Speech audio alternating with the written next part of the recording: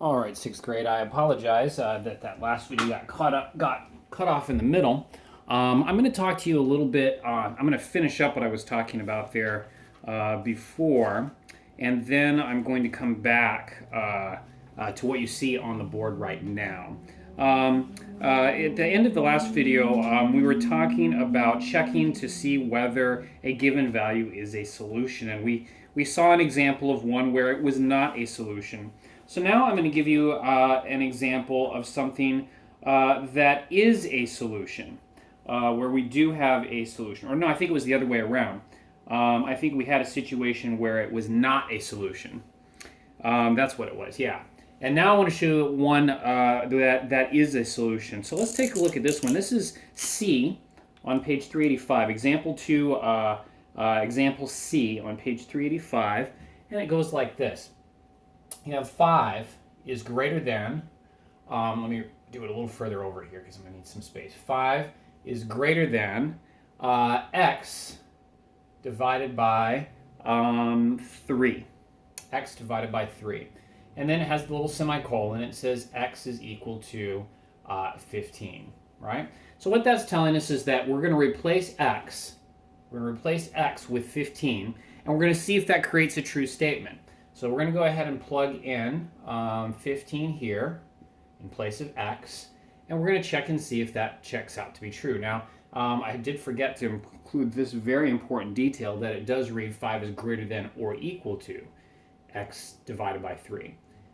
So we want to keep that in mind. It's greater than or equal to. So we do 15 divided by 3, and we have 5 as our answer. And the question is 5 greater than or equal to 5?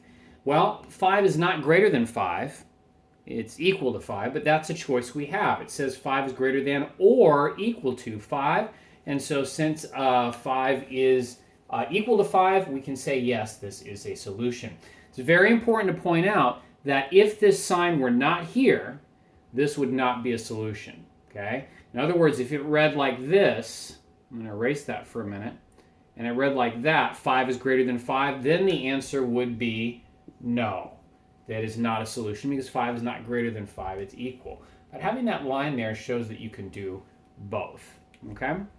All right, so that's what we're looking at there. That should wrap up what we were focused on for example 2. I'm now going to take a look at example 3, and this is what you see on the board right now. It's from page 386. I did the example there. We see this on the top. This first one that you're looking at right here, the top graph, is f is less than or equal to 7. And actually, this is the second one that I did. But I'll go ahead and talk about it first, okay? So there's 3 ingredients you need to have when you graph an inequality. We're not doing it on a coordinate plane. We're graphing it on a number line, okay? You can graph inequalities on a coordinate plane, but we're not going to get into that for a few years, okay? So right now, we've got our number line. And I did it 2 ways to show that you can have 0 at the center if you'd like, and then 1, 2, 3, 4, 5, 6, 7, 8, and then -1, -2, -3, -4, and so on. Or you can actually, as you see down here, just put 7 as your center number. Makes it a little easier. And then just count a couple numbers over on each side. 8, 9, and 10, 4, 5, and 6, just to show that these are the higher numbers, these are the lower numbers, right? So that's the first thing, is to go ahead and place your 7, whether you do it in the center and then numbers on either side, or with 0 in the center and then put 7 where it's supposed to be with numbers on either side, that's fine. Okay. Second thing you're going to do is you're going to put a circle over 7, and in this case we're going to fill in that circle. We're going to shade it in dark because that shows that 7 is included as a solution. It says f is less than or equal to 7, which means that 7's included as a solution. And then because f is less than, we're going to shade all of the numbers that are less than 7. That's what we see happening down here. We also see it happen on this graph where we had 0 at the center, there's 7, and we shaded all of these numbers that are less than 7. Okay? So that's how you would approach that. So again, 3 things we're looking for. The number is placed, right? The circle is filled in, and it's shaded in the right direction. That's 3 points I'm looking for. Same here with this graph. There's 7. It's shaded in, and it's shaded in the right direction, like that. Okay? Let me show you the sample now from example 3. This one was actually number 9 on page 386. Number 9 on page 386. But let me go ahead and do the example 3. G is greater than 2 and show you how you would graph that. G is greater than 2. Okay, so we draw our number line.